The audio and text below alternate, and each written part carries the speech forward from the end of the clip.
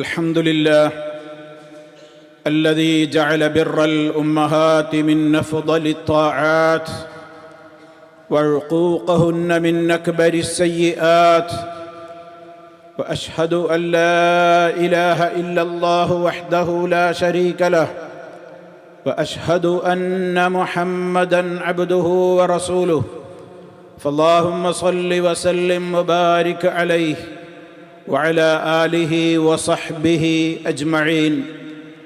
أما بعد فأوصيكم عباد الله ونفسي بتقوى الله. أعوذ بالله من الشيطان الرجيم. إن المتقين في جنات وعيون آخذين ما آتاهم ربهم إنهم كانوا قبل ذلك محسنين. സ്നേഹമുള്ള സത്യവിശ്വാസികളെ, സഹോദരങ്ങളെ, റബ്ബ് സുബ്ഹാനഹു വ തആലയുടെ വിധിവിലക്കുകളും നിയമനിർദ്ദേശങ്ങളും ജീവിതത്തിലുടനീളം പരമാവധി കാത്തുസൂക്ഷിച്ചുകൊണ്ട് മുത്തഖീങ്ങളിൽ ഉൾപ്പെട്ട് ജീവിക്കുവാനുള്ള ശ്രമങ്ങളിൽ സദാ ഏർപ്പെട്ടുകൊണ്ടിരിക്കണേ എന്ന് എന്നെയും നിങ്ങളെ ഓരോരുത്തരെയും ഗൗരവപൂർവം ഉണർത്തുകയാണ്, ഉപദേശിക്കുകയാണ്. അല്ലാഹു സുബ്ഹാനഹു വ തആല തഖ്വയുള്ളവരിൽ ഉൾപ്പെടുത്തി നമ്മെ എല്ലാവരെയും അനുഗ്രഹിക്കുമാറാകട്ടെ. സഹോദരങ്ങളെ, നമ്മുടെ ജീവിതത്തിൽ റഹ്മാനായ റബ്ബിനോടുള്ള കടമകൾ കഴിഞ്ഞാൽ സൃഷ്ടികളിൽ അല്ലാഹു സുബ്ഹാനഹു വ തആല നമ്മോട് ഏറെ ആദരവും അതുപോലെ തന്നെ ബഹുമാനവുമൊക്കെ നൽകുവാൻ പഠിപ്പിച്ചു തന്നിട്ടുള്ള അള്ളാഹുവിനോടും അള്ളാഹുവിൻ്റെ റസൂലിനോടുമുള്ള മഹബ്ബത്ത് കഴിഞ്ഞാൽ നമ്മളേറെ ഇഷ്ടപ്പെടേണ്ടവരും ആദരിക്കേണ്ടവരും ബഹുമാനിക്കേണ്ടവരുമായ നമ്മുടെ മാതാപിതാക്കളിൽ ഏറ്റവും കൂടുതൽ അതിൽ തന്നെയും അത്യുന്നതമായ കടമകളുള്ള ഏറെ പ്രാധാന്യമുള്ള നമ്മുടെ മാതാക്കളെ സംബന്ധിച്ച് അല്ലാഹു സുബ്ഹാനഹു വ തആല നമുക്ക് അറിയിച്ചു തന്നിട്ടുള്ള ആ കടമകൾ, അതാണ് നമുക്കൊരൽപ്പനേരം ഇന്ന് മനസ്സിലാക്കുവാനുള്ളത്. മഹാരഥന്മാരായ പ്രവാചകന്മാരോട് പോലും അല്ലാഹു സുബ്ഹാനഹു വ തആല വളരെ കൃത്യമായി ശക്തമായ നിലയ്ക്ക് വസിയ്യത്ത് കൊടുത്തിട്ടുള്ള കാര്യമാണത്. മഹാനായ ഈസാ അലൈഹിസ്സലാത്തു വസ്സലാം പറയുന്നുണ്ട്, വ ഔസാനി ബിസ്സലാത്തി വസ്സകാത്തി മാ ദുംതു ഹയ്യാ വബർറൻ ബിവാലിദതി. എന്നോട് എൻ്റെ റബ്ബ് ശക്തമായ നിലക്ക് ഉപദേശിച്ചിരിക്കുന്നു, നിസ്കരിക്കണമെന്ന്, സക്കാത്ത് കൊടുക്കണമെന്ന് ഞാൻ ജീവിച്ചിരിക്കുന്നിടത്തോളം കാലം. തീർന്നില്ല, വബർറൻ ബിവാലിദതി, എൻ്റെ മാതാവിനോട് പുണ്യം ചെയ്യണമെന്ന്, എൻ്റെ ഉമ്മയോട് ഏറെ വാത്സല്യവും ഉമ്മയോട് ഏറെ നന്മയും ചെയ്യുന്ന വ്യക്തിത്വമായി ജീവിക്കണമെന്ന് ഞാൻ കൃത്യമായി തന്നെ ഉപദേശിക്കപ്പെട്ടിരിക്കുകയാണ്. അവരോടുള്ള കടമകൾ വീട്ടുവാനും അവർക്ക് നന്മകൾ ചെയ്യുവാനും അവരെ ആദരിക്കുവാനും അവരോട് വാത്സല്യവും അനുകമ്പയും സദാ പ്രകടിപ്പിച്ചുകൊണ്ടിരിക്കുവാനും കൽപ്പിക്കപ്പെട്ടു എന്നാണ് അവിടെ മുഫസ്സിറുകൾ വ്യക്തമായി തന്നെ രേഖപ്പെടുത്തിയത്. ഒരു മാതാവിൻ്റെ മഹത്വം അവിടെയാണ്. ഒരു ഉമ്മ എന്ന് പറയുമ്പോഴുള്ള നമ്മുടെ മനസ്സിൻ്റെ ആ വികാരം, ഉമ്മയെ പൊന്നുമ്മ എന്ന് മനസ്സിലെപ്പോഴും ഓർക്കുന്ന നമ്മൾ, എന്തുകൊണ്ടാണ് ആ വലിയ മഹത്വം അല്ലാഹു അവർക്ക് നൽകിയത്? ഗർഭകാലത്ത് അവരനുഭവിച്ച പ്രയാസങ്ങളും പ്രസവഘട്ടത്തിൽ അവരനുഭവിക്കുന്ന കഷ്ടതകളും മറ്റാർക്കും പറഞ്ഞറിയിക്കാൻ സാധ്യമാകാത്തത്ര ക്ലേശകരമായിരുന്നു. പരിശുദ്ധ ഖുർആൻ അതൊക്കെ ചില വാക്കുകളിൽ ഒതുക്കുകയാണ് ചെയ്തത്. വളരെ വ്യക്തമായി തന്നെ അല്ലാഹു എല്ലാം ഉൾക്കൊള്ളുന്ന പദപ്രയോഗങ്ങളാണ് അവരുടെ കഷ്ടപ്പാടുകളെ സംബന്ധിച്ചു പറഞ്ഞിടത്ത് ഖുർആനിൽ 1-2 ഇടങ്ങളിലായി പ്രത്യേകം എടുത്തു പറഞ്ഞത്. മനുഷ്യനോടിതാ നാം ശക്തമായി ഉപദേശിക്കുകയാണ്, മനുഷ്യരോട് ശക്തമായ നിലക്ക് ഞാനിതാ ഉപദേശം നൽകുകയാണ്, വസിയത്ത് പറയുകയാണ്. ബിവാലിദൈഹി, അവൻ്റെ മാതാപിതാക്കളുടെ കാര്യം ഏറെ ശ്രദ്ധിക്കണമെന്ന്.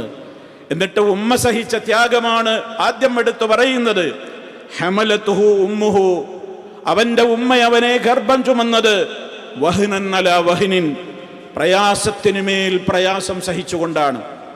ലുഖ്മാനിൽ അങ്ങനെയാണ് പറഞ്ഞതെങ്കിൽ സൂറത്ത് അഹ്ഖാഫിൽ അല്ലാഹു സുബ്ഹാനഹു വ തആല പറഞ്ഞത് ഹമലതുഹു ഉമ്മുഹു കുർഹൻ വവളഅതുഹു കുർഹാ എന്നാണ്. അവന്റെ ഉമ്മ അവനെ ഗർഭം ധരിച്ചത് പ്രയാസങ്ങളോടെയാണ്, കഷ്ടപ്പാടുകളോടെയാണ്. പ്രസവിച്ചതും ഏറെ കഷ്ടതകൾ സഹിച്ചുകൊണ്ടാണ്. ആ പ്രയാസങ്ങൾ ആർക്കാണ് പറഞ്ഞറിയിക്കാൻ സാധിക്കുക? ഗർഭിണിയാണ്. നമ്മെ നമ്മുടെ മാതാവിന്റെ ഗർഭാശയത്തിൽ നമ്മളിങ്ങനെ ഒരു കുഞ്ഞിതാ ജനിക്കാൻ പോകുന്നു, താൻ ഗർഭിണിയാണ് എന്ന് അറിയുന്ന നിമിഷം മുതൽ ഒരു ഉമ്മ വളരെ കെയർഫുള്ളാണ്. ഒരു ഉമ്മ വളരെ ശ്രദ്ധിക്കുകയാണ്. ഞാൻ ഗർഭിണിയാണെന്നറിയുന്ന നമ്മെ ഗർഭം ചുമന്ന് ഗർഭത്തിന്റെ തുടക്കത്തിലാണ് ഞാൻ എന്നറിയുന്ന നിമിഷം മുതൽ ഒരു ഉമ്മയുടെ മനസ്സിനുണ്ടാകുന്ന സന്തോഷം, അവിടം മുതൽ അവർ ഏറെ സന്തോഷിക്കുകയാണ്. അവരുടെ ശരീരത്തിൽ നിന്ന് അന്നം വലിച്ചെടുത്തുകൊണ്ട് നമ്മുടെ ശരീരം അവരുടെ ഗർഭപാത്രത്തിൽ വളരുകയാണ്. ദുർബലയായിരുന്നു അവർ. ഓരോ ഘട്ടത്തിലും അവരുടെ പ്രയാസങ്ങൾ കൂടിക്കൂടി വന്നു. നമ്മുടെ മാതാവിന്റെ ഗർഭാശയത്തിൽ നമ്മുടെ വളർച്ച കൂടുന്തോറും നമ്മുടെ ഉമ്മ ഏറെ പ്രയാസം സഹിച്ചു. അവർക്ക് ഭാരം കൂടി വന്നു. ഭാരം കൂടുന്തോറും അവർ കൂടുതൽ കൂടുതൽ പ്രയാസങ്ങളിലേക്ക് നീങ്ങി. ഒരു പേനക്കും എഴുതി തീർക്കാനാവാത്ത, ഒരു നാവുകൊണ്ടും പറഞ്ഞവസാനിപ്പിക്കാനാവാത്ത, ഒരാൾക്കും ചിന്തിക്കാൻ പോലും ആകാത്തത്ര കടുത്ത വേദന സഹിച്ചുകൊണ്ട് അവർ നമുക്ക് ജന്മം നൽകി. അവർ നമ്മെ പ്രസവിച്ചു.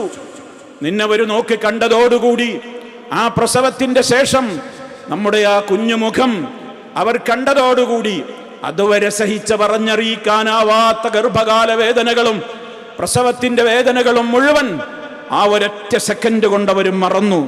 നമ്മെ നോക്കിയ ആ ഒരൊറ്റ സെക്കൻഡ് കൊണ്ട്, നമ്മെ കാണാനായ ആ ഒരു സന്തോഷത്തിന്റെ നിമിഷത്തിൽ അനുഭവിച്ചതൊക്കെ അവർ മറന്നു. അത്രയേറെ അവർ നമ്മെ കണ്ടപ്പോൾ സന്തോഷിച്ചു. പിന്നീട് അങ്ങോട്ട് ഓരോ നിമിഷങ്ങളും പിന്നെ നമ്മളായിരുന്നു അവരുടെ മനസ്സിൽ. മറ്റൊന്നും അവരുടെ മനസ്സിൽ ഉണ്ടായിരുന്നില്ല. മഹാനായ മൂസ നബി അലൈഹിസ്സലാമിനെ സംബന്ധിച്ച് അള്ളാഹു ചരിത്രം പറയുന്നിടത്ത് പറയുന്നുണ്ട്, മൂസ അലൈഹിസ്സലാമിനെ വേർപെട്ടവര് ആ കുഞ്ഞായിരിക്കെ കടലിൽ പെട്ടിയിലാക്കിക്കൊണ്ട് അവിടെ ഒഴുക്കേണ്ടി വന്ന ആ സന്ദർഭം, കുഞ്ഞിനെ വേർപിരിഞ്ഞ ഘട്ടത്തെ സംബന്ധിച്ച് അള്ളാഹു തആല പറയുന്നത് വഅസ്ബഹ ഫുആദു ഉമ്മി മൂസ ഫാരിഗാ എന്നാണ്. ഉമ്മയുടെ മൂസ അലൈഹിസ്സലാമിന്റെ ആ മാതാവിന്റെ ഹൃദയം ശൂന്യമായി തീർന്നു. കാരണം കുട്ടിയല്ലാത്ത മറ്റൊന്നും പിന്നെ ആ ഹൃദയത്തിലില്ല. കുഞ്ഞിന്റെ കാര്യം മാത്രമാണ് ഒരു ഉമ്മ പ്രസവിച്ച ഒരു നവജാത ശിശുവിനെ കുറിച്ച്, പിന്നെ ആ കുട്ടിയുടെ ചിന്തകൾ മാത്രമാണ് ആ ഉമ്മയുടെ മനസ്സിലുള്ളത്. പിന്നീട് അങ്ങോട്ട് പ്രതീക്ഷകളാണ് നമ്മെക്കുറിച്ച്. നമ്മുടെ ഓരോ ചലനങ്ങളും അവർ നിരീക്ഷിച്ചു. ഒരു വീഴ്ചയും വരാതെ നമ്മളെ നോക്കി. മടിത്തട്ടിൽ അവർ നമുക്ക് വിരിപ്പൊരുക്കി, നെഞ്ചോട് ചേർത്ത് അവർ നമുക്ക് പാലൂട്ടി. ഉറങ്ങും വരെ അവരുറങ്ങിയില്ല. നമ്മൾ ഉറങ്ങുവോളം അവരുറങ്ങിയില്ല. നമ്മളൊന്ന് ഉറങ്ങി എന്നറിഞ്ഞാൽ, പിൻ ഡ്രോപ്പ് സൈലന്റ് എന്ന് പറഞ്ഞാൽ ഒരു സൂചി വീണാൽ കേൾക്കും അതിന്റെ ശബ്ദം. അത്ര കരുതലോടെയാണ് കുഞ്ഞൊന്ന് ഉറങ്ങി എന്നറിഞ്ഞാൽ ആ ഉമ്മ കുഞ്ഞിനെ അവിടെ കിടത്തിയിട്ട് കൈ വലിക്കുന്ന, വിരലുകൾ വലിക്കുന്ന രംഗം പോലും നമ്മളൊക്കെ കാണാറില്ലേ? ആ കുട്ടിയുടെ ഉറക്കത്തിനൊരു തടസ്സം വരരുതെന്ന നിലയ്ക്ക് അത്ര വലിയ നിശബ്ദതയോടെ നമ്മെ നമ്മുടെ ഉമ്മ ഉറക്കി, പാലൂട്ടി, അതേപോലെ തന്നെ താരാട്ടി വളർത്തി. നമ്മുടെ വേദനകൾ, നമ്മൾ വേദനിക്കുന്നത് ഉമ്മക്ക് സഹിക്കാനാവില്ലായിരുന്നു.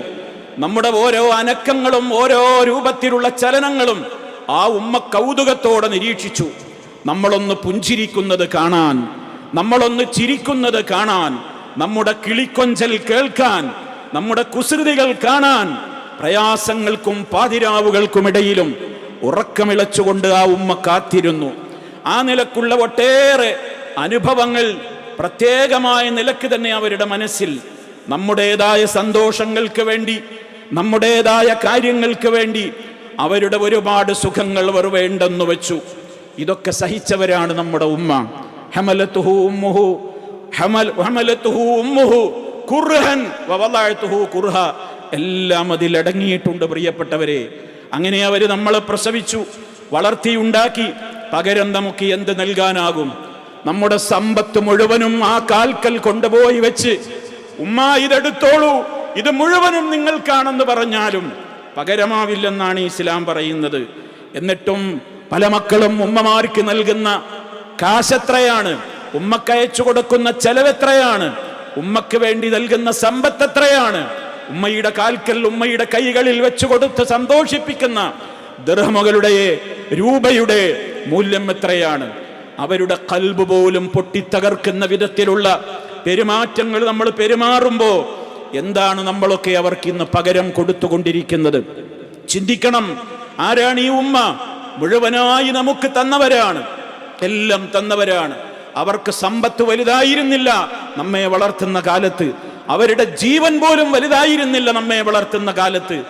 കുഞ്ഞടുത്ത് കിടക്കുന്നിടത്തേക്ക് കഠിനമായ വിഷമുള്ള മൂർഖൻ പാമ്പ് നമ്മെ താരാട്ടി നമ്മെ ഉറക്കിയിട്ടുള്ള തൊട്ടിലിന്റെ സമീപത്തേക്ക് കടന്നു വരുമ്പോ പത്തി വിടർത്തിയാവുന്ന മൂർഖൻ പാമ്പാണെങ്കിൽ പോലും എന്റെ കുട്ടി എന്ന് പറഞ്ഞുകൊണ്ട് ആ കൊത്താനോങ്ങുന്ന പാമ്പിന്റെ വിഷം പോലും അവഗണിച്ച് എന്റെ ജീവൻ പോയാലും എന്റെ കുട്ടിക്കൊന്നും സംഭവിക്കരുതെന്ന് അങ്ങനെ വളർത്തിയുണ്ടാക്കിയതാണ് നമ്മുടെ ഉമ്മ.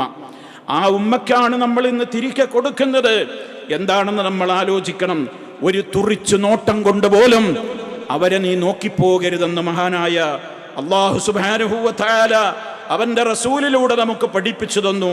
സ്നേഹം കൊണ്ട് നീ അവരെ വീർപ്പുമുട്ടിക്കണമെന്ന്, ഒരു വാക്കുകൊണ്ട് പോലും വേദനിപ്പിക്കരുതെന്ന്. വലാ തഖുൽ ലഹുമാ ഉഫ്ഫിൻ, ഛേ എന്നൊരു വാക്ക് പോലും ഉമ്മയോട് പറയരുത്, മാതാപിതാക്കളോട് പറയരുത്. മറിച്ച് നീ എന്താണ് ചെയ്യേണ്ടത്? ശബ്ദമുയർത്തുക പോലും ചെയ്യരുത്. ഉമ്മയുടെ മുമ്പിൽ ശബ്ദമുയർത്താൻ നിനക്ക് പാടില്ല. നിന്റെ ഉമ്മയാണത്, നിന്റെ ഉപ്പയാണത്. ഫലാ തഖുൽ ലഹുമാ ഉഫ്ഫിൻ വലാ തൻഹർഹുമാ, നീ അവരുടെ മുമ്പിൽ ഷൗട്ട് ചെയ്ത് സംസാരിക്കരുത്, ഒച്ചയിട്ടുകൊണ്ട് സംസാരിക്കരുത്, ഛേ എന്നൊരു വാക്ക് പോലും പറയരുത്.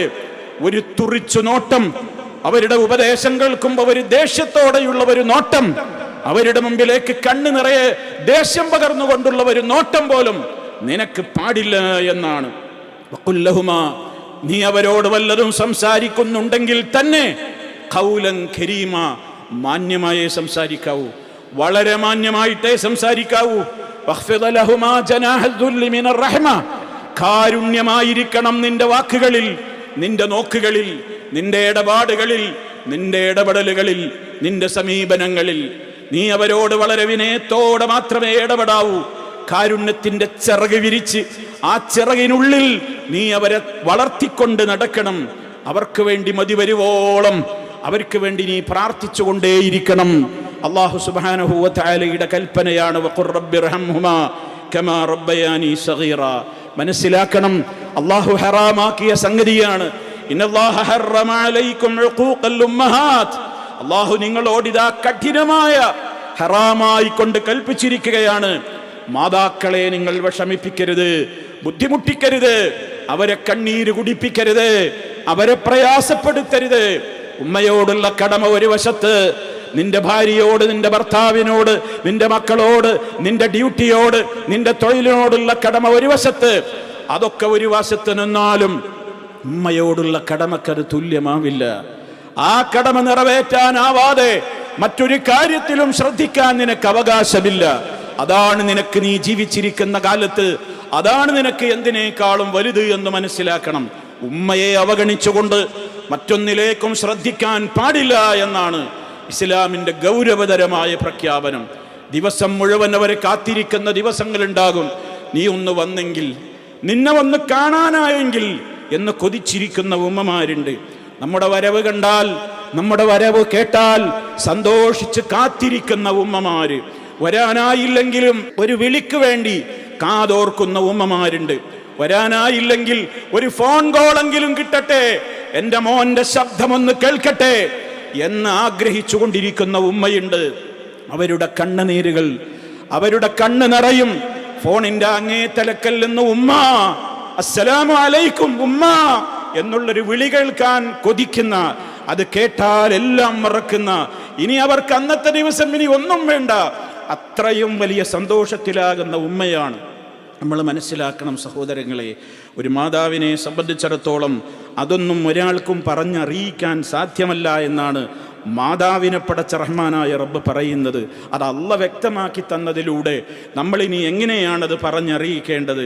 അതുകൊണ്ട് തന്നെ ഒന്ന് കാണാൻ കൊതിച്ചിട്ട് കാണാൻ സമ്മതം കൊടുക്കാത്ത മക്കൾ, എത്രയോ കാലമായി ഒന്ന് കണ്ടിട്ടില്ല, അതല്ലെങ്കിൽ ഉമ്മയുടെ ആഗ്രഹത്തിന് തടസ്സം നിൽക്കുകയാണ്.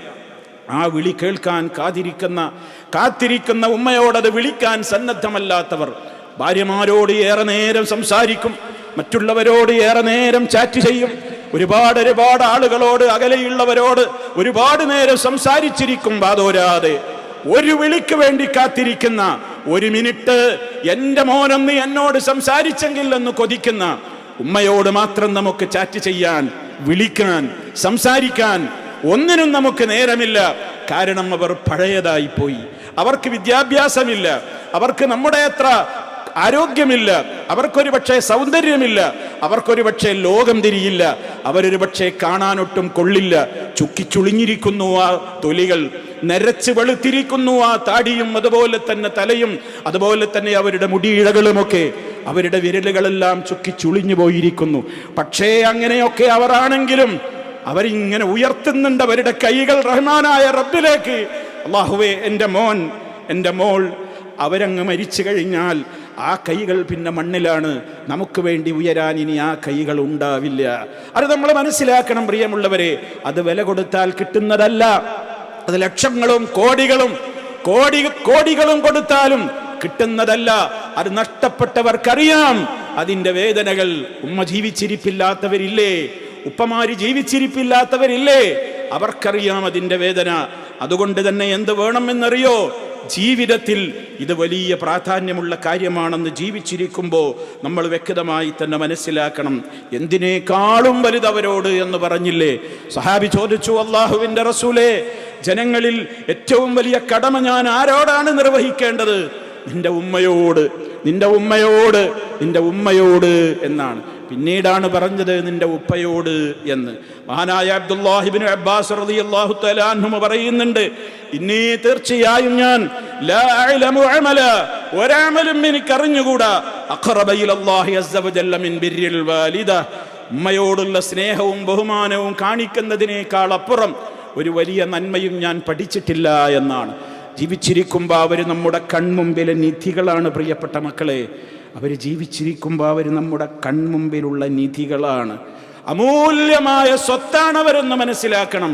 അവർ ജീവിച്ചിരിക്കുമ്പോൾ നന്നായി പരിചരിക്കാനോ, മരണം വരുന്നതിൻ്റെ മുമ്പ് അവരെ സ്നേഹം കൊണ്ട് പൊതിയാനോ, അവരുടെ കൈകളിൽ തലോടി അവരുടെ നെറുകയിൽ ഉമ്മ കൊടുക്കാനോ സാധിക്കാതെ നമ്മളിപ്പോഴും ഒരൽപ്പം പിറകോട്ട് മാറി നിൽക്കുകയാണോ? വിലപിക്കേണ്ടി വരും. അവർ ജീവിതത്തിൽ നിന്നൊന്ന് നഷ്ടപ്പെട്ടോക്കണം. അന്ന് നമുക്ക് തോന്നും, എൻ്റെ ഉമ്മ ഉണ്ടായിരുന്നെങ്കിൽ, എൻ്റെ ഉപ്പ ഹയാത്തിൽ ഉണ്ടായിരുന്നുവെങ്കിൽ ഓടിച്ചെന്ന് ഞാൻ കെട്ടിപ്പിടിച്ച് ആ നെറുകയിൽ മുത്തം കൊടുക്കുമായിരുന്നു, ആ കൈകൾ ഞാൻ തടവുമായിരുന്നു, ആ ശുഷ്കിച്ച ശരീരത്തിൻ്റെ ജരാനരകൾ ബാധിച്ച ശരീരത്തിൽ ഞാൻ തലോടി അവരെ ആശ്വസിപ്പിക്കുമായിരുന്നു എന്ന് ഇന്ന് തോന്നുന്നില്ലേ മക്കളെ? അത് നഷ്ടമാകുന്നതിൻ്റെ വേദനയാണത്. അതുകൊണ്ട് അവർ ജീവിച്ചിരിക്കുന്ന ഇന്ന് മക്കളുണ്ടെങ്കിൽ മഹാഭാഗ്യവാന്മാരെന്നേ എനിക്ക് പറയാൻ സാധിക്കുകയുള്ളൂ. അവരാണ് മഹാഭാഗ്യവാന്മാർ. ഉമ്മയോ ഉപ്പയോ ആരെങ്കിലും ഒരാളെങ്കിലുമോ ജീവിച്ചിരിപ്പുണ്ടോ? നിങ്ങളാണ് ഈ ലോകത്തെ മഹാഭാഗ്യവാന്മാർ. ഒന്ന് കാണാൻ, ഒന്ന് വിളിക്കാൻ, ഒന്ന് കെട്ടിപ്പിടിക്കാൻ, ഉമ്മ എന്ന് വിളിക്കാൻ. അതില്ലാത്ത നഷ്ടപ്പെട്ടവരുടെ വേദന നഷ്ടപ്പെട്ടവർക്കേ അറിയുകയുള്ളൂ. അതുകൊണ്ട് തന്നെ സഹോദരങ്ങളെ, അവർ ജീവിച്ചിരിക്കുമ്പോൾ ആ അവസരം ശരിക്കും ഉപയോഗപ്പെടുത്തുക.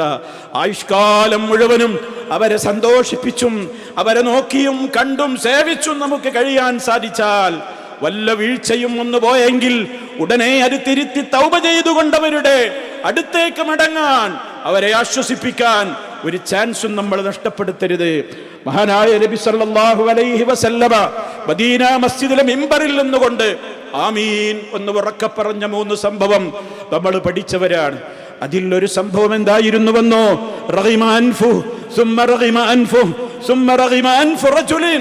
ഒരു വ്യക്തി മുഖം കുത്തി നരകത്തിൽ വീഴട്ടെ. എന്തേ അവന്റെ കാരണം?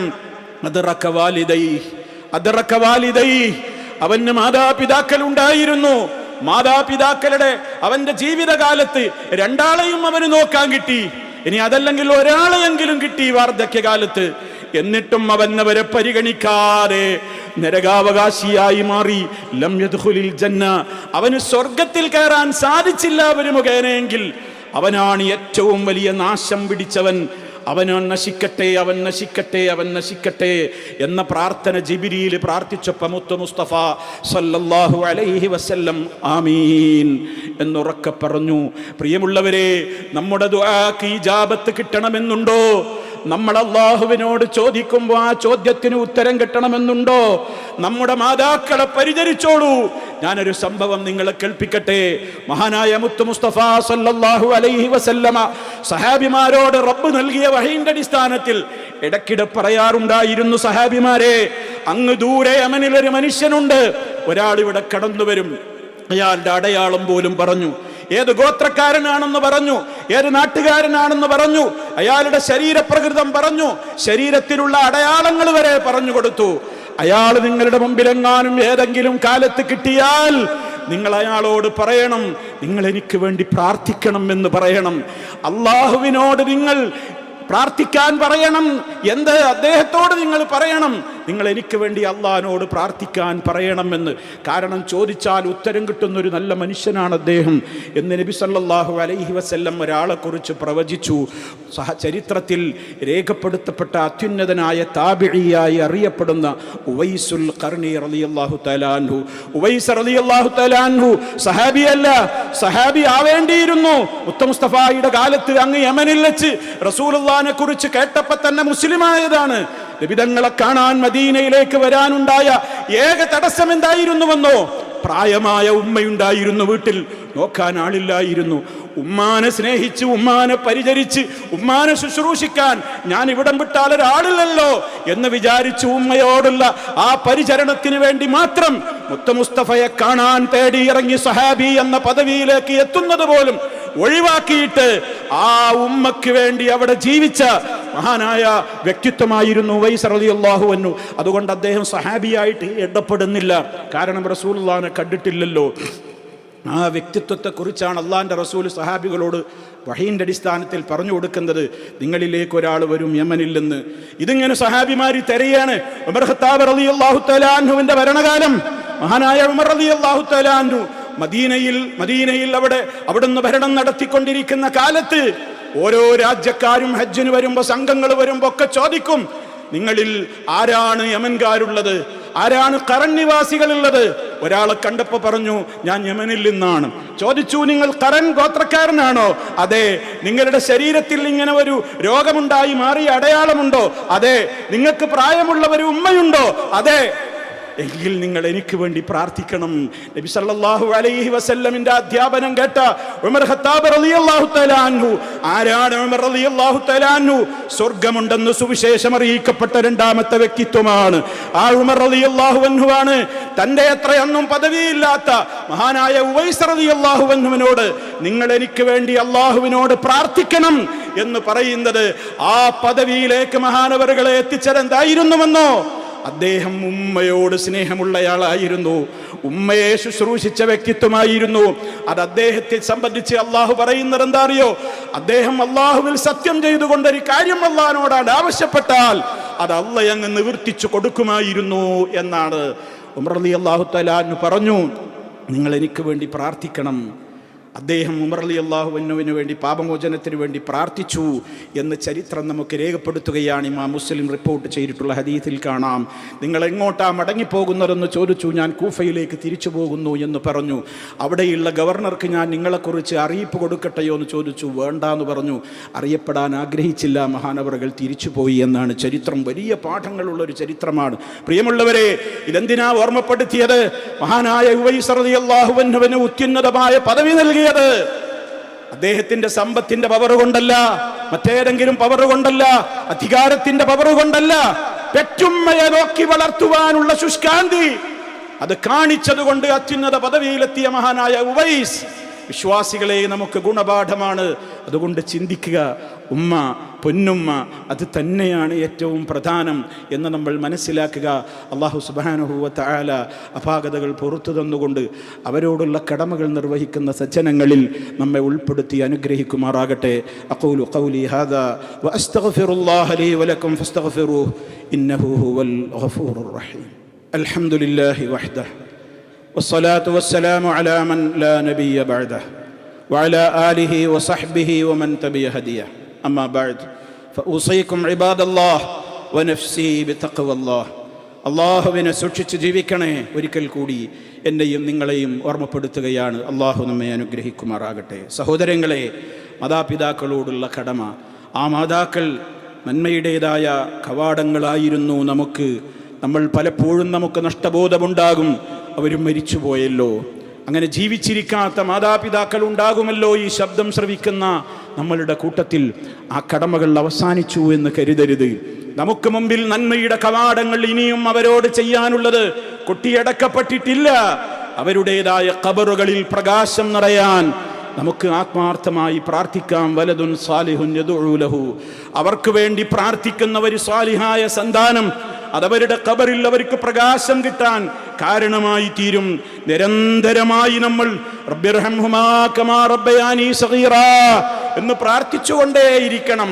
നമുക്ക് വേണ്ടി പ്രാർത്ഥിക്കുമ്പോഴൊക്കെ അവർക്ക് വേണ്ടി പ്രാർത്ഥിച്ചുകൊണ്ടേയിരിക്കണം. പ്രിയമുള്ളവരെ, തീർന്നില്ല. നമ്മുടേതായ ഇസ്തിഗ്ഫാറുകൾ അവർക്ക് സ്വർഗീയമായ പദവിയിൽ അത്യുന്നതമായ സോപാനങ്ങളിലേക്ക് കയറാൻ അത് നിമിത്തമാകുമെന്ന കാര്യത്തിൽ സംശയമില്ല. അവർ ജീവിച്ചിരിക്കുമ്പോൾ അവർക്കുണ്ടായിരുന്ന കടബാധ്യതകൾ നിനക്ക് താങ്ങാവുന്നതാണെങ്കിൽ നമ്മൾ വീട്ടുക. അത് അവരോട് ചെയ്യുന്ന സ്നേഹമാണ്. അവർ നിർവഹിച്ച വല്ല നേർച്ചക്കടങ്ങളും ഉണ്ടായിരുന്നുവോ റബ്ബിന്റെ പേരിൽ അവർ നേർച്ചയാക്കിയത്, അത് വീട്ടാൻ നമുക്ക് സാധിക്കുമെങ്കിൽ അത് നമ്മുടെ കടമ തന്നെയാണ്.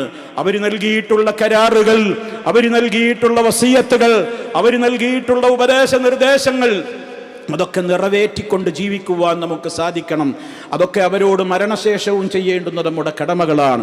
അവർക്ക് വേണ്ടി ദാനധർമ്മങ്ങൾ ചെയ്യാം. എൻ്റെ ഉമ്മയുടെ ഖബറിലേക്ക് എൻ്റെ ഉപ്പാക്ക് വേണ്ടി എന്ന ഉദ്ദേശത്തോടു കൂടി മക്കളെ നമുക്ക് നല്ല നല്ല സദഖകൾ അവർക്ക് വേണ്ടി നിർവഹിക്കാം. അതേപോലെ തന്നെ നമ്മൾ ചിന്തിക്കണം, ഇവിടെയൊക്കെ നമ്മൾ ചിന്തിക്കേണ്ടുന്ന ഒരു പ്രധാനപ്പെട്ട കാര്യം, ഇത്രയൊക്കെ സ്നേഹമുള്ള മാതാപിതാക്കളാണ്, ഇത്രയൊക്കെ നമ്മൾ ആദരിക്കേണ്ടവരാണ്. അപ്പോഴും ഒരു തത്വം മറന്നു പോകരുത്. ആ ഉമ്മയെ പടച്ചവൻ വേറെയാണ്. ആ ഉപ്പയെ പടച്ചവനും നമ്മെ പടച്ചവനും ആ ഉമ്മയെ പടച്ചവനുമൊക്കെ റഹ്മാനായ റബ്ബാണ്. റബ്ബിന്റെ മീതെ ഒരാൾ ഉണ്ടാകാൻ പാടില്ല. ലാ തഅത ലി മഖ്ലൂഖിൻ ഫീ മഅസിയത്തിൽ ഖാലിഖി. ഖാലിഖായ അല്ലാഹുവിനെ ധിക്കരിച്ചുകൊണ്ട്, പടച്ചവനെ ധിക്കരിച്ചുകൊണ്ട് ഒരു പടപ്പിനെയും അനുസരിച്ചു പോകരുത്. ഇത്രയൊക്കെ ബഹുമാനുള്ള ഉമ്മയല്ലേ, ഉമ്മ പറഞ്ഞത് കേൾക്കാതിരിക്കാൻ പറ്റുമോ എന്ന് പറഞ്ഞിട്ട് ശിർക്കിന് പ്രേരിപ്പിച്ചാൽ, മറ്റെന്തെങ്കിലും തോന്നിവാസങ്ങൾക്ക് പ്രേരിപ്പിച്ചാൽ, അള്ളാഹുവിന് ഇഷ്ടമില്ലാത്ത കാര്യങ്ങൾ അവർ നമ്മളോട് പറഞ്ഞാൽ അത് അംഗീകരിച്ചു കൊടുക്കരുത്. അപ്പോഴും ഭൗതികമായിട്ട് അവരോടുള്ള സ്നേഹപ്രകടനങ്ങൾ എന്ത് ചെയ്യണം? നിലനിർത്തുകയും ചെയ്യണം. റബ്ബിനേക്കാൾ വലുതായി ആരെയും കാണരുത് എന്നത് ഈ സന്ദർഭത്തിൽ നമ്മൾ ചേർത്ത് മനസ്സിലാക്കണം. അവരോടുള്ള സ്നേഹത്തിൽപ്പെട്ടതാണ് അവരുടെ ബന്ധുക്കളോടുള്ള സ്നേഹം. അവരെ ആദരിക്കുക, ബഹുമാനിക്കുക. പ്രത്യേകിച്ച് നമ്മുടെ ഉമ്മയുടെ ജ്യേഷ്ഠത്തി, ഉമ്മയുടെ അനിയത്തിയൊക്കെ ജീവിച്ചിരിപ്പുണ്ടോ? അവരാണ് ഇളയമ്മമാര്, അവരാണ് മൂത്തമ്മമാര്, ചെറിയുമ്മ, വലിയുമ്മ എന്നൊക്കെ നമ്മൾ പറയുന്ന അവരൊക്കെ ഉമ്മയുടെ സ്ഥാനത്താണ്. അൽ ഖാലത്തു ബിമൻസിലത്തിൽ ഉമ്മി. അങ്ങനെയുള്ള നമ്മുടെ ഇളയമ മൂത്തമ്മമാരൊക്കെ ഉമ്മയുടെ സ്ഥാനത്താണെന്ന് മനസ്സിലാക്കണം. നമ്മുടെ ഉമ്മയെ മരിച്ചു പോയിട്ടുള്ളൂ, ആ ഉമ്മയുടെ സഹോദരിയുണ്ടോ, മൂത്തമ്മയുണ്ടോ, ഇളയമയുണ്ടോ? പോയി കാണണം, പരിചരിക്കണം. നബി സല്ലല്ലാഹു അലൈഹി വസല്ലമയുടെ സമീപത്തേക്ക് ഒരു സഹാബി വന്നുകൊണ്ട് ചോദിക്കുകയാണ്, യാ റസൂലല്ലാഹ്, ഇന്നി അസബ്തു ദൻബൻ അളീമാ. ഞാനൊരു വലിയ പാപം ചെയ്തു പോയി നബിയേ, എനിക്ക് പശ്ചാത്തപിക്കാൻ എന്താണ് മാർഗം? ഒരു വൻ തെറ്റിലാണ് ഞാൻ അകപ്പെട്ടിട്ടുള്ളത്, എനിക്ക് പശ്ചാത്തപിക്കാൻ എന്തെങ്കിലും മാർഗമുണ്ടോ? മുത്ത മുസ്തഫായുടെ ചോദ്യം, ഹൽ ലക മിൻ ഉമ്മിൻ, നിനക്ക് ഉമ്മണ്ടോ? ഉമ്മ ഹയാത്തിലുണ്ടോ? എന്നാ അവരെ പോയി പരിചരിക്കുക. അപ്പൊ പറഞ്ഞു, ഇല്ല, എൻ്റെ ഉമ്മ മരിച്ചിരിക്കുന്നു, എനിക്ക് ഉമ്മല്ല. നബി സല്ലല്ലാഹു അലൈഹി വസല്ലമിന്റെ അടുത്ത ചോദ്യം, എങ്കിൽ ഹൽ ലക മിൻ ഖാല, നിനക്ക് ഇളയമയുണ്ടോ, മൂത്തമ്മയുണ്ടോ? ഉണ്ട് നബിയെ. ഫബിർറഹ, എന്നാ അവർക്ക് നന്മ ചെയ്യ പോയിട്ട്. അതിനോട് കിടപിടിക്കുന്ന ഏത് പ്രവർത്തനമാ ഉള്ളത്? നമ്മുടെ പാപങ്ങൾ പുറത്തു കിട്ടാൻ, നമ്മുടെ ദുആക്ക് ഇജാബത്ത് കിട്ടാൻ, നമുക്ക് അല്ലാഹുവിന്റെ അടുക്കൽ അത്യുന്നതമായി സീറ്റുറപ്പിക്കാൻ, ഇതിനേക്കാൾ ഇനി ഉന്നതമായ ഒരു നന്മയുടെ കവാടം ഇനി ഏതാ നമുക്ക് റബ്ബ് തുറന്നു തരേണ്ടത്? പക്ഷേ മക്കളെ, എത്ര പേർക്കതിന് സാധിക്കുന്നുണ്ട്? വെട്ടിക്കൊല്ലുന്ന മക്കൾ, പറന്നു വീണ ഉമ്മയുടെ ഗർഭപാത്രം ചുമന്ന അടിവയറ്റിലേക്ക് ആഞ്ഞു ചവിട്ടുന്ന മക്കൾ, നിസ്കാരപ്പായയിൽ നിസ്കരിച്ചു കൊണ്ടിരിക്കുന്ന ഉമ്മയുടെ പിൻഭാഗത്ത് തലയിൽ ഹാമർ കൊണ്ട് അടിച്ചു വീഴ്ത്തുന്ന മക്കൾ, ആ മക്കൾ ഇന്ന് മയക്കുമരുന്നിന്റെ ലഹരിയിലാണ്. അവർക്ക് പൊന്ന് വേണം, അവർക്ക് സ്വത്ത് വേണം, അവർക്ക് ലഹരി വേണം. അവരുടെ സുഖത്തിന് വിരുദ്ധമായത് ഉമ്മയാണെങ്കിൽ ഉമ്മയെ കഴുത്തറക്കും, ചവിട്ടും, ആഞ്ഞു തൊഴിക്കും, എന്തും അവർ ചെയ്യും. ബാപ്പയായാലും അവർക്ക് വിരോധമില്ല. ഈ ഒരവസ്ഥയിലേക്ക് അവരെ എത്തിച്ചത് ലഹരിയാണ്. ഈ അവസ്ഥയിലേക്ക് അവരെ എത്തിച്ചത് ചെകുത്താനാണ്. ഈ അവസ്ഥയിലേക്ക് അവരെ എത്തിച്ചത് ഖുർആനും ഹദീസും പഠിക്കാതെ അവർ വഴിവിട്ട ജീവിതത്തിലേക്ക് പോയതാണ്. ആ പോയിന്റിലേക്ക് വരിക പ്രിയമുള്ളവരെ. പഠിക്കുക. മഹത്വമറിയുന്നവർക്കേ കടമകൾ നിറവേറ്റാൻ സാധിക്കുകയുള്ളൂ എന്ന് മനസ്സിലാക്കണം. കാരണം ഈ മേഖലക്കൊരു പ്രത്യേകതയുണ്ട്. ഇത് തിരിച്ചു വാങ്ങപ്പെടുന്ന കടമാണ്. ഇത് തിരിച്ചെടുക്കപ്പെടുന്ന കടമാണ്. ജീവിതകാലത്ത് ഉമ്മയോടും ഉപ്പയോടും പെരുമാറ്റം മോശമായാൽ നമുക്കുമുണ്ട് വളർന്നു വരുന്ന മക്കൾ. തിരിച്ച് സഹിതം വളരെ ശക്തമായ നിലക്ക് തിരിച്ചടിക്കാതെ ആ മക്കൾ വിട പറയൂലാന്ന് നമ്മൾ മനസ്സിലാക്കണം. നമ്മൾ കൊടുത്തതിൻ്റെ പകരം നമ്മുടെ മക്കൾ തരും. അള്ളാഹു കാത്ത് രക്ഷിക്കുമാറാകട്ടെ. നമ്മയും നമ്മുടെ മക്കളെയും അള്ളാഹു നല്ലവരാക്കി തീർക്കുമാറാകട്ടെ. മാതാപിതാക്കളോട് നന്മ ചെയ്യുന്ന സജ്ജനങ്ങളിൽ റഹ്മാനായ റബ്ബ് നമ്മെ ഉൾപ്പെടുത്തുമാറാകട്ടെ. എല്ലാ പാപങ്ങളും അള്ളാഹു പുറത്തു തരുമാറാകട്ടെ. മാരകമായ രോഗങ്ങളിൽ നിന്ന്, സഹിക്കാനാവാത്ത പരീക്ഷണങ്ങളിൽ നിന്ന് അള്ളാഹു നമ്മെ കാത്ത് രക്ഷിക്കുമാറാകട്ടെ. നമ്മളിൽ നിന്ന് മരണപ്പെട്ടു പോയ നമ്മുടെ മാതാപിതാക്കൾ, മറ്റു ബന്ധുമിത്രാദികൾ, എല്ലാ മുഅ്മിനീങ്ങൾക്കും അള്ളാഹു പുറത്തു കൊടുക്കുമാറാകട്ടെ. എല്ലാ അർത്ഥത്തിലും റബ്ബിൻ്റേതായ കാവലും സംരക്ഷണവും ഈ രാജ്യത്തും സർവ്വരാജ്യങ്ങളിലും അള്ളാഹു എന്നെന്നും നിലനിർത്തി അനുഗ്രഹിക്കുമാറാകട്ടെ. എല്ലാ അർത്ഥത്തിലുമുള്ള പ്രയാസങ്ങളിൽ നിന്ന് കാവൽ നൽകിക്കൊണ്ട് റബ്ബ് എല്ലാവർക്കും അവരവരുടേതായ പ്രവർത്തനങ്ങളിൽ ശാന്തമായി സമാധാനത്തോടെ മുന്നോട്ട് പോകുവാനുള്ള തൗഫീഖ് അല്ലാഹു പ്രദാനം ചെയ്യുമാറാകട്ടെ. അല്ലാഹുമ്മ ഇഹ്ഫദ് ദൗലത്തൽ ഇമാറാത്ത് വഹ്ഫദ് ഖിയാദതഹാ വഅഹ്ലഹാ വൽ മുഖീമീന അലാ അർളിഹാ വഹ്ഫദ് ബർറഹാ വബഹ്റഹാ വസമാഅഹാ വഹ്ഫദ് അല്ലാഹുമ്മ ജുനൂദ വതരിന അൽ ബവാസിൽ وقوي عزيمتهم وسدد رميهم وانصرهم على عدوك وعدوهم وأجزل أجرهم وثوابهم. اللهم احفظ محمد بن زايد رئيس الدولة بحفظك واشمله برعايتك وأيده بنصرك ووفقه ونوابه وإخوانه حكام الإمارات وولي عهده الأمين لما تحبه وترضاه. اللهم سدد خطى والدنا حاكم الشارقة وبارك له في عمره وعمله وأهله واغفر لوالديه ونجليه وادخلهم الجنة يا أرحم الراحمين. اللهم اغفر للمؤمنين والمؤمنات والمسلمين والمسلمات الأحياء منهم والأموات إنك مجيب الدعوات وقاضي الحاجات. اللهم أعز الإسلام والمسلمين وأذل الشرك والمشركين. اللهم أجرنا وأجر والدينا من النار. ربنا اغفر لنا ولإخواننا الذين سبقونا بالإيمان ولا تجعل في قلوبنا غلا للذين آمنوا ربنا إنك رؤوف رحيم. اللهم توفنا مسلمين وألحقنا بالصالحين والحمد لله رب العالمين.